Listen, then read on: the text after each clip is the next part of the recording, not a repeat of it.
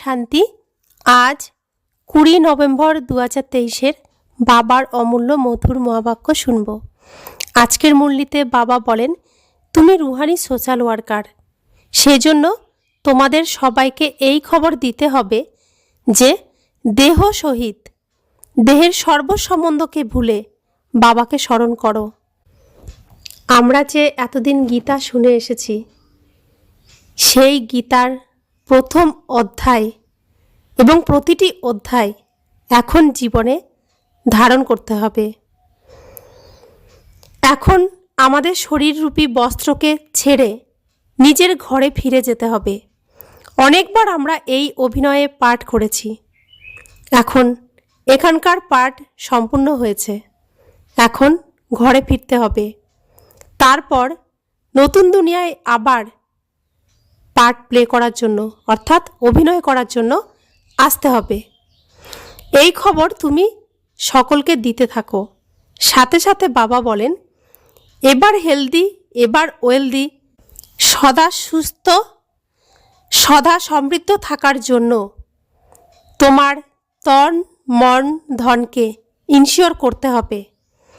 এখনই ডাইরেক্ট বাবার কাছে অর্থাৎ স্বয়ং ভগবানের কাছে ইনশিওর করতে পারবে, যা 21 জন্ম আমাদের প্রাপ্ত হবে। এখন শুনছি বাবার অমূল্য মধুর মহাবাক্য, মিঠে মিঠে বাচ্চে, এবার হেলদি, এবার ওয়েলদি, অর্থাৎ সদা সুস্থ, সদা ধনী হওয়ার জন্য তোমরা এখন ডাইরেক্ট নিজের তন মন ধন ইনশিওর করো। এই সময়েই এই বেহুদের ইন্স্যুরেন্স হয়।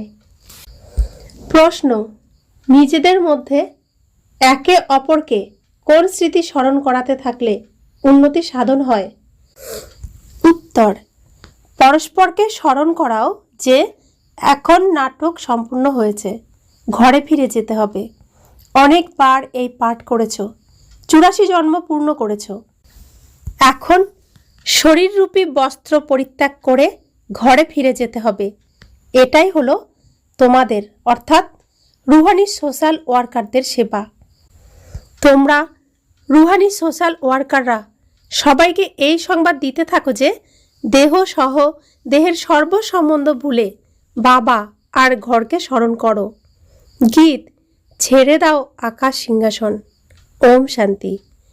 যেখানে গীতা পাঠশালা আছে, অধিকাংশ ক্ষেত্রে সেখানেই এই গীত গাওয়া হয়।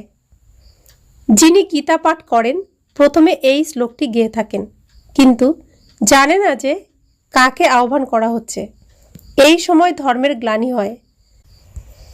প্রথমে প্রার্থনা করে, তারপর রেসপন্স করে এসো, অর্থাৎ প্রতিক্রিয়া জানায়।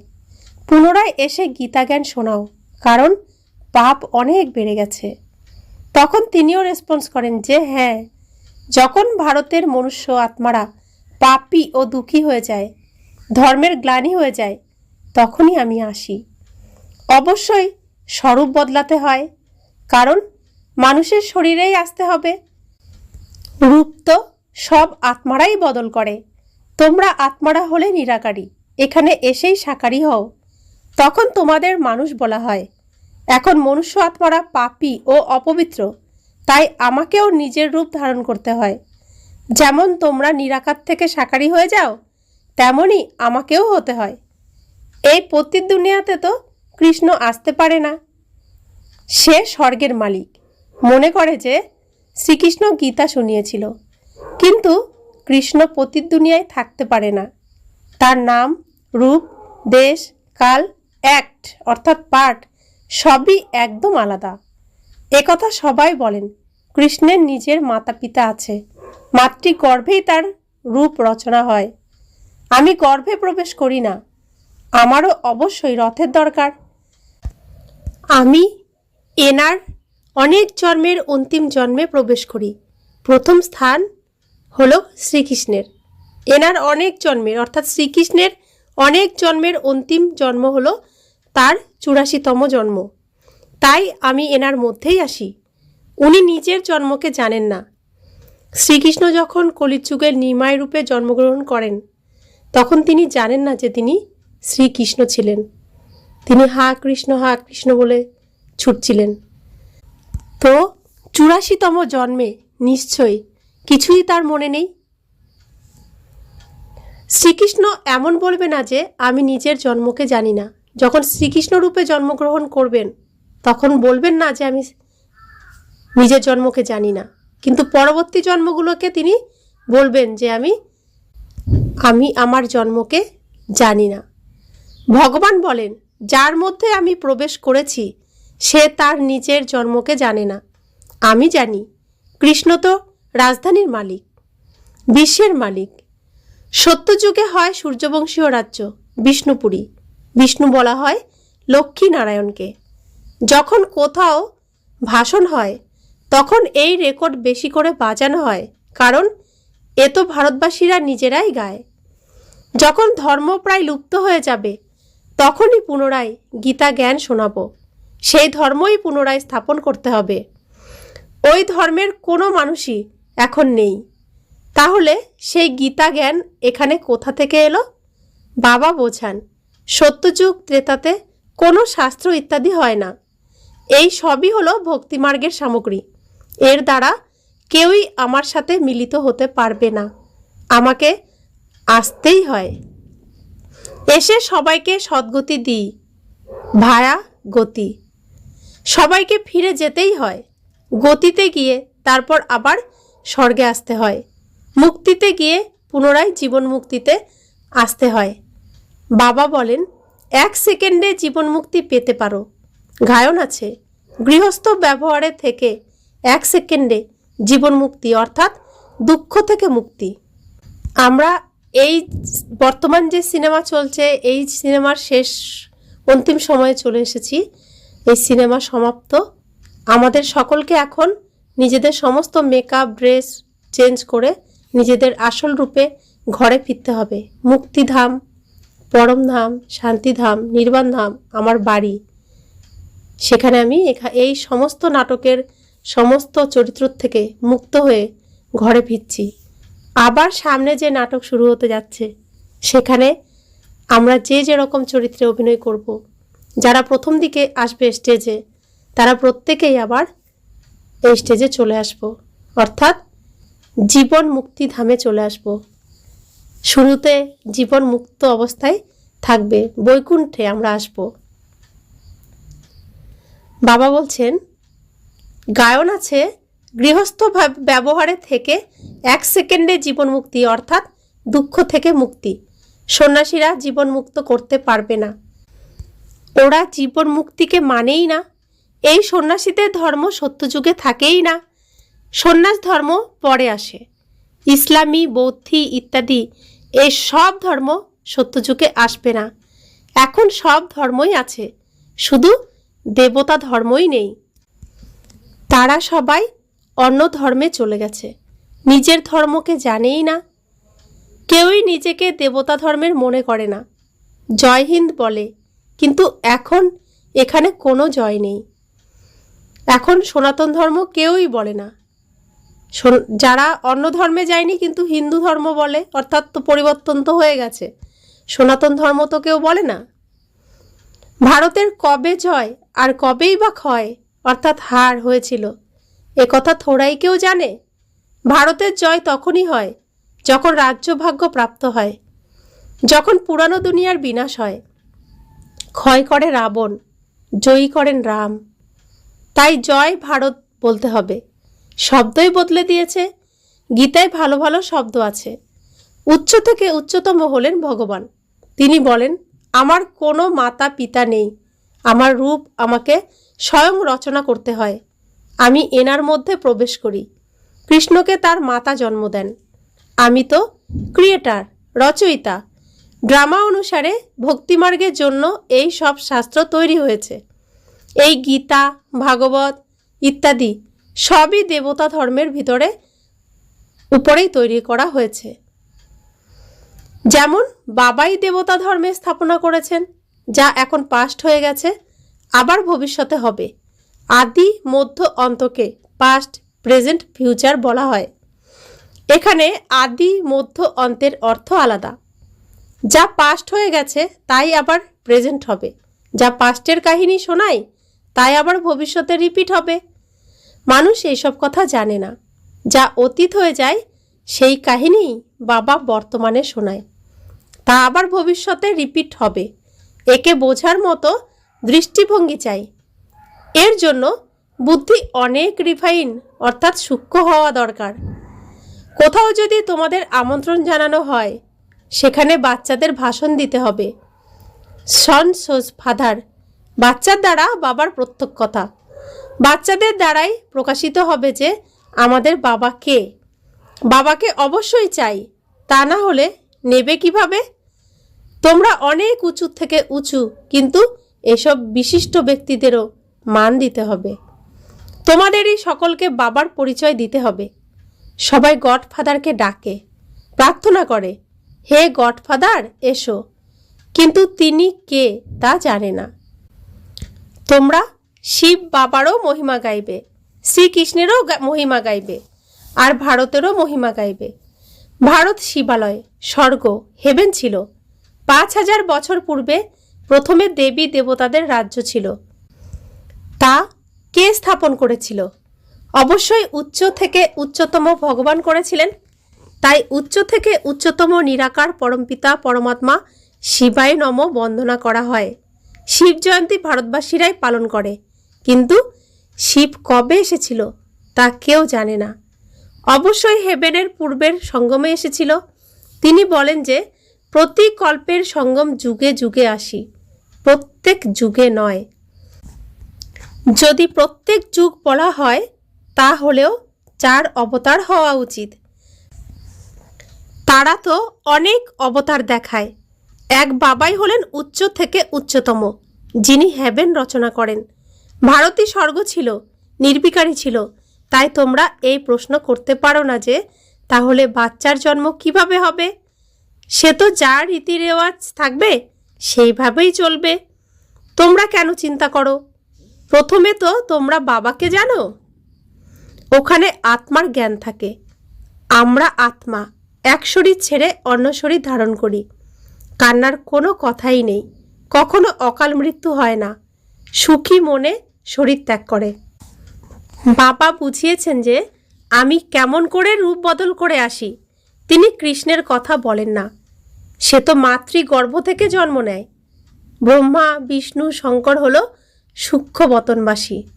এখানে প্রজাপিতা ব্রহ্মাকে অবশ্যই চাই। তোমরা হলে ওনার সন্তান। ওই নিরাকার বাবা হলেন অবিনাশী। আমরা আত্মারাও অবিনাশী, কিন্তু আমাদের পুনর্জন্মে অবশ্যই আসতে হয়। এই ড্রামা বানানোই আছে। তারা বলে যে আবার এসে গীতা জ্ঞান শোনাও, তাহলে যারা এসে চলে গেছে তারা আবারও অবশ্যই চক্রতে আসবে। বাবাও এসে চলে গেছেন, আবার এসেছেন। তিনি বলেন পুনরায় এসে গীতা জ্ঞান শোনাই। আহ্বান করা হয়, পতিত পাবন এসো। তাহলে এ অবশ্যই পতিত দুনিয়া, সবাই পতিত। তাই তো পাপ মোচনের জন্য, ধোয়ার জন্য গঙ্গা স্নান করতে যায়। এই ভারতই স্বর্গ ছিল। ভারতই হলো উচ্চ অবিনাশী খণ্ড, সকলের তীর্থস্থান।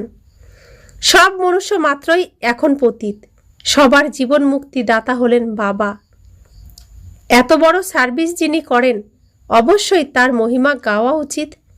অবিনাশী বাবার জন্মস্থান হলো এই ভারত। তিনি সবাইকে পবিত্র বানান। বাবা নিজের জন্মস্থানকে ছেড়ে কোথাও যেতে পারেন না। তাই বাবা এসে বোঝান যে আমি কিভাবে রূপ ধারণ করি। সব কিছুই ধারণার উপরে নির্ভর করে। ধারণার উপরেই বাচ্চারা তোমাদের পথ প্রাপ্তি হয়। সবার মুরলি পড়া একই ধরনের হয় না।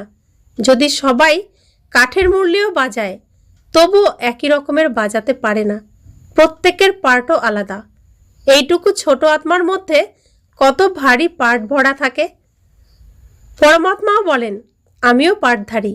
যখন ধর্মের গ্লানি হয় তখন আমি আসি। ভক্তি মার্গেও আমি ভক্তির ফল দিই। ঈশ্বরের নামে দান পুণ্য করে, তাই ঈশ্বর তার ফল দেয়। সবাই নিজেকে ইনশিওর করে, জানে যে এর ফল পরের জন্মে পাব। তোমরা ইনশিওর করো 21 জন্মের জন্য। ওটা হলো হদের অর্থাৎ পার্থিব জগতের ইন্স্যুরেন্স ইনডাইরেক্ট, আর এ হলো বেহদের অর্থাৎ অসীম জগতের ইন্স্যুরেন্স ডাইরেক্ট। আমরা এতদিন পুজো করতাম, বিভিন্ন দেবদেবীর দান করতাম, তো সেটা পরের জন্মের জন্য অর্থাৎ একটি জন্মের জন্য ইনডাইরেক্ট ওই দেবী দেবতার মাধ্যমে ভগবানের কাছে ইনশিওর করতাম। আর এখন বাবা নিজে এসেছেন আর আমরা ডাইরেক্ট সামনাসামনি বাবার কাছে ইন্স্যুরেন্স করছি আর ডাইরেক্ট করছি, এর ফল আমরা 21 জন্মের জন্য পাব। তোমরা তন মন ধন দিয়ে নিজেকে ইনশিওর করো, তাই অগাধ ধন সম্পদ পাবে। এবার হেলদি ওয়েলদি হবে। তোমরা ডাইরেক্ট ইনশিওর করছো। মানুষ ঈশ্বরের নামে দান করে, মনে করে ঈশ্বর দেবে। তিনি কিভাবে দেন তা বোঝে না। মানুষ মনে করে যা কিছুই পাওয়া যায় তা ঈশ্বর দেন, ঈশ্বর সন্তান দিয়েছেন। আচ্ছা, যদি দিতে পারে তাহলে তা অবশ্যই নিতেও পারবে। তোমাদের সবাইকে অবশ্যই মরতে হবে, সাথে তো কিছুই যাবে না, এই শরীরও শেষ হয়ে যাবে। তাই এখন যা কিছু ইনশিওর করার তা করো, যা কিনা 21 জন্মের জন্য ইনশিওর হয়ে যাবে। এমনও নয় যে ইনশিওর করে দিয়ে আর কোনো সার্ভিসই করছো না আর এখান থেকেই খাচ্ছ। সার্ভিস করতেই হবে, তোমাদের খরচাও তো এখান থেকে চলে। তাই যদি ইনশিওর করে শুধু খেতেই থাকো তো কিছুই পাবে না। পাবে তখনই যখন সার্ভিস করবে, তখন উচ্চ পদও পাবে। যে যত বেশি সার্ভিস করে তার প্রাপ্তিও তত বেশি হয়। কম সার্ভিস তো কম প্রাপ্তি। গভর্নমেন্টের সোশ্যাল ওয়ার্কার ও নম্বরের ক্রমানুসারেই হয়। তাদেরও বড় বড় মাথা উচ্চ পদাধিকারী থাকে। অনেক প্রকারের সোশ্যাল ওয়ার্কার হয়। এ হলো শারীরিক সেবা, তোমাদের হলো আত্মিক অর্থাৎ রুহানি সেবা। প্রত্যেককে তোমরা আধ্যাত্মিক অর্থাৎ রুহানি যাত্রী বানিয়ে থাকো। এ হলো বাবার কাছে যাওয়ার আত্মিক যাত্রা। বাবা বলেন, দেহ সহ দেহের সর্বসম্বন্ধকে এবং গুরু গোসাই ইত্যাদিকে ছাড়ো, মামেকম স্মরণ করো। পরম পিতা পরমাত্মা হলেন নিরাকার, সাকার রূপ ধারণ করে বোঝান। বাবা বলেন, আমি লোন অর্থাৎ ধার নেই, প্রকৃতির আধার নেই। তোমরাও নগ্ন অশরীরী এসেছিলে, এখন সবাইকে ফিরে যেতে হবে। তিনি সব ধর্মের মানুষকে বলেন, সামনে মৃত্যু দাঁড়িয়ে আছে। যাদব কৌরবরা ধ্বংস হয়ে যাবে, বাকি পাণ্ডবরা আবার এসে রাজত্ব করবে। এই গীতা এপিসোড রিপিট হচ্ছে। পুরানো দুনিয়ার বিনাশ হবে। 84 জন্ম নিতে নিতে এখন এ দুনিয়াও পুরানো হয়ে গেছে। 84 জন্ম সম্পূর্ণ হয়েছে, নাটকও সম্পূর্ণ হয়েছে। এখন ফিরে যেতে হবে, শরীর ছেড়ে ঘরে ফিরে যেতে হয়। এক দুজনকে এই স্মৃতি স্মরণ করাও, এখন ফিরে যেতে হবে। অনেকবার 84 জন্মের এই পাঠ করা হয়েছে। এই অনাদি নাটক বানানোই আছে। যারা যারা যে ধর্মের তাদের নিজের সেকশনে যেতেই হবে। যে দেবী দেবতা ধর্ম প্রায় লুপ্ত হয়ে গেছে তাদের স্যাপলিং অর্থাৎ চারা লাগানো হচ্ছে। যারা ফুল হবে তারা আসবে। কত ভালো ভালো ফুল আসে, কিন্তু মায়ার ঝড়ে ভেঙে পড়ে, আবার জ্ঞানের সঞ্জীবনী বুটি পেয়ে উঠে দাঁড়ায়। বাবাও বলেন, তোমরা এতকাল শাস্ত্র পড়ে এসেছো। এনারও গুরু ইত্যাদি ছিল, অর্থাৎ ব্রহ্মা বাবার গুরু ছিলেন, তিনি 12 জন গুরু ধরেছিলেন। বাবা বলেন, এক বাবাই গুরু সহ সকলের সদ্গতি দাতা। 1 সেকেন্ডে জীবন মুক্তি। রাজা রানী প্রবৃত্তি মার্গের হয়ে গেল। নির্বিকারী প্রবৃত্তি মার্গ ছিল, এখন সম্পূর্ণ বিকারী। ওখানে রাবণের রাজ্য থাকে না। রাবণের রাজ্য আধা কল্প থেকে শুরু হয়। ভারতবাসীরাই রাবণের কাছে হেরে যায়। বাকি আর সব ধর্মের মানুষেরা নিজের নিজের সময়ে এসে শত রজ তমর মধ্যে দিয়ে পাশ অর্থাৎ অতিক্রম হয়। প্রথমে সুখ, পরে আবার দুঃখ আসে। মুক্তির পর জীবন মুক্তি আছেই। এই সময় সবাই তম প্রধানতায় জর্জরিত। প্রতিটি আত্মা এক শরীর ছেড়ে অন্য নতুন শরীর ধারণ করে। বাবাও বলেন যে আমি জন্ম মৃত্যুতে আসি না, আমার কোনো বাবা নেই। আর সবারই তো বাবা আছে, অর্থাৎ প্রত্যেকের শরীরের বাবা আছে, কিন্তু ভগবানের শরীরও নেই, বাবাও নেই। কৃষ্ণের জন্ম মাতৃগর্ভ থেকে হয়। এই ব্রহ্মাই যখন রাজ্য নেবে তখন গর্ভ থেকেই তার জন্ম হবে। এনাকেই প্রবীণ থেকে নবীন হতে হবে।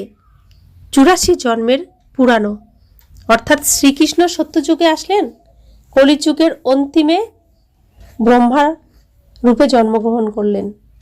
তো ব্রহ্মা হয়ে গেলেন বৃদ্ধ, অর্থাৎ শ্রীকৃষ্ণের বৃদ্ধ রূপ হলো ব্রহ্মা। তো শ্রীকৃষ্ণ হয়ে গেলেন অন্তিমে বৃদ্ধ অবস্থায় ব্রহ্মা।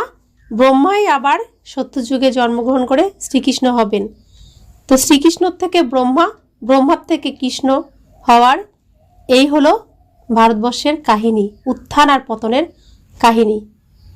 শ্রীকৃষ্ণ মহারাজা ছিলেন, নারায়ণ হয়ে গেছিলেন, আর অন্তিমে ব্রহ্মা অতি সাধারণ হয়ে গেছিলেন। তো শ্রীকৃষ্ণই মহারাজা, তিনিই আবার অতি সাধারণ। তো উত্থান থেকে পতন, এই হলো ভারতবর্ষের উত্থান পতনের কাহিনী। এই কথা অতি কষ্টে কারো কারো বুদ্ধিতে যথাযথ বসে আর নেশা চড়ে। এ হলো জ্ঞানের কস্তুরী, যা হলো খুবই সুগন্ধি। अच्छा, मीठे मीठे सिखिलाते बच्चों प्रति मात पिता बाप दादा का याद प्यार और गुड मॉर्निंग। रूहानी बाप की रूहानी बच्चों को नमस्ते। हम रूहानी बच्चों की रूहानी मात पिता बाप दादा को याद प्यार, गुड मॉर्निंग और नमस्ते नमस्ते नमस्ते। शुक्रिया बाबा, शुक्रिया बाबा, शुक्रिया। धारणार जन्य मुख्य सार। 1, आध्यात्मिक अर्थात रूहानी सोशल ওয়ার্কার হয়ে সবাইকে আত্মিক বা আধ্যাত্মিক যাত্রা শেখাতে হবে। নিজেদের দেবী দেবতা ধর্মের সাপলিং লাগাতে হবে। 2, নিজের রিফাইন বুদ্ধির দ্বারা বাবার শো প্রত্যক্ষতা করতে হবে। প্রথমে নিজে ধারণ করে তারপর অন্যকে শোনাতে হবে। বরদান, বাণীর সাথে মনের অর্থাৎ মনসা দ্বারা শক্তিশালী সেবা করে সহজ সফলতা মূর্তি ভব। যেভাবে বাণীর সেবায় সদা ব্যস্ত থাকার অনুভবী হয়ে গেছো, তেমনভাবেই প্রতিটি সময় বাণীর সাথে সাথে মনসা অর্থাৎ মনের দ্বারা সেবাও সততই হওয়া উচিত। মনসা সেবা অর্থাৎ প্রতিটি সময়ে প্রতিটি আত্মার প্রতি সততই শুভ ভাবনা আর শুভ কামনার শুদ্ধ ভাইব্রেশন নিজের এবং অন্যদের অনুভূত হয়। মন থেকে সবসময় সকল আত্মাদের প্রতি দোয়া অর্থাৎ প্রার্থনা নির্গত হতে থাকে। সেজন্য মনসা সেবা করলে বাণীর এনার্জি জমা হবে, আর এই মনসার শক্তিশালী সেবা সহজ সফলতা মূর্তি বানিয়ে দেবে। স্লোগান, নিজের প্রতিটি আচার আচরণের দ্বারা বাবার নাম মহিমান্বিত করে যে, সেই হলো প্রকৃত খুদাই খিদমতগার, ঈশ্বরের সহযোগী। ওম শান্তি।